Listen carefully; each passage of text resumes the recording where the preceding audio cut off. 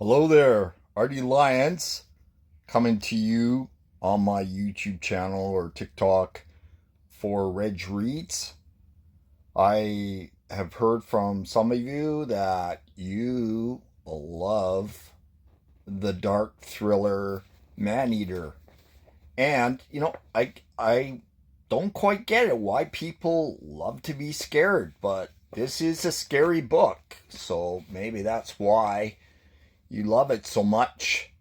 Um, yeah, I would like to read more of ManEater to you. ManEater White Lion 2. See, there's three books for White Lion, and I've written two, which is White Lion Heart, and now this is ManEater, which is a very dark psychological thriller. So I'm going to flip a page here random and read it to you. How about that? I'm not going to read too much because I don't want to do a spoiler alert here, but do listen to the language in the book and also the story. It's quite amazing. So Victor, in this second book, evolves to a manhunter from a uh big safari hunter, right? Big game hunter to a manhunter. Okay, so let me read ManEater for you, like one page, anyhow. So it goes. They were off rather quickly as both vehicles sped away from the curb onto the main freeway leading out of the city. The sun was hanging in the middle of the late afternoon, partly cloudy sky with a purplish haze from all the smog developed from the millions of cars that rode on the M1 freeway. So the M1 freeway is in UK, okay? So the sun appeared as a giant spotlight shining down on the end of the rush hour, seemingly endless streams of traffic. It was nearing 5 o'clock in the afternoon, and they were already a good 50 or 60 kilometers out of the greater London city limits, approximately 20 kilometers from the nearest town, Northampton. They were doing almost twice the speed as they moved rapidly at a high cruising speed on the main freeway of M1. The pair of police vehicles were averaging about 150 to 160 kilometers an hour. So, yeah, they were flying. The pair of late sedan unmarked police vehicles communicated with each other by the short range walkie talkies.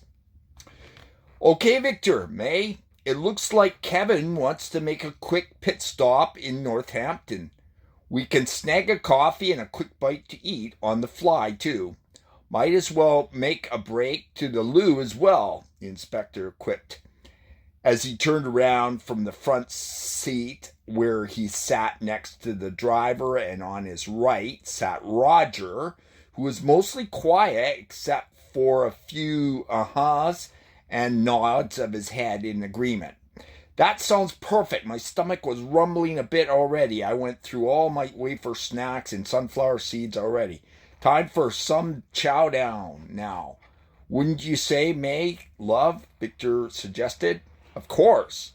Victor, darling, I am getting a little hungry as well. I want to use the ladies' room, powder my nose too, that sort of thing, May spoke as she laughed. Splendid. Had a chat with Kevin.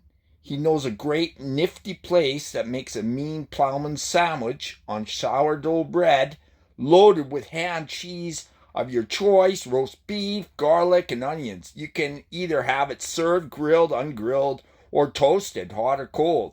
Whatever you fancy. Does that sound delicious or what? The inspector teased. You have my mouth watering already, Inspector, May confessed. Where exactly is this, Bruce? It really does sound good. Should I continue? I'll continue a little bit more. Okay. Oh, wow, since we had a real delicious Plowman's triple decker like that you described, Victor piped up. So he says it's been a while. Excellent, then you're in for a treat, Mr. De Beers. We are stopping at the Hopping Hare. It's a hotel and a restaurant, the inspector replied gleefully as he radioed the other vehicle, who was a few car lengths behind their lead. Great, I can't wait, May added with excitement in her voice. The Hopping Hare, I wonder if they wouldn't by chance have rabbit on the menu as well. Nah, just kidding, Victor smirked nonchalantly. So there's a little bit of humor for it. Oh, you are full of jokes now, aren't you, Victor, babe? That's what May said. May giggled as she nudged him playfully with her elbow and then whispered something sexual in his ear, which caused him to grin wildly while squeezing her hand in the back seat.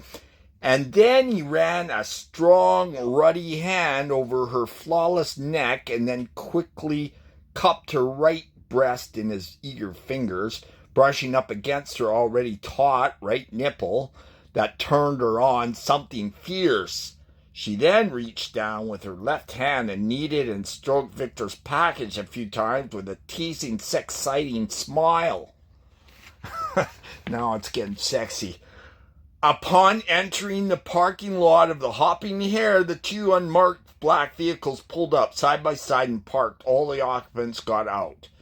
Just so you know, all, we will be stopped for approximately 20 to 30 minutes, and that's it, so make it a good one. The loos are in the lobby to the right, the Hopping Hare restaurant to the right, easy peasy. We all meet back at the cars at 6 p.m. sharp, or even before. Are there any questions, anyone? The inspector asked.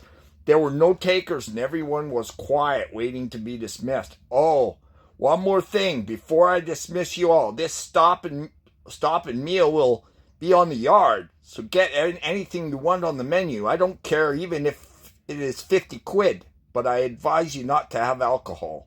It will dull your senses. Okay, I think that's it for now.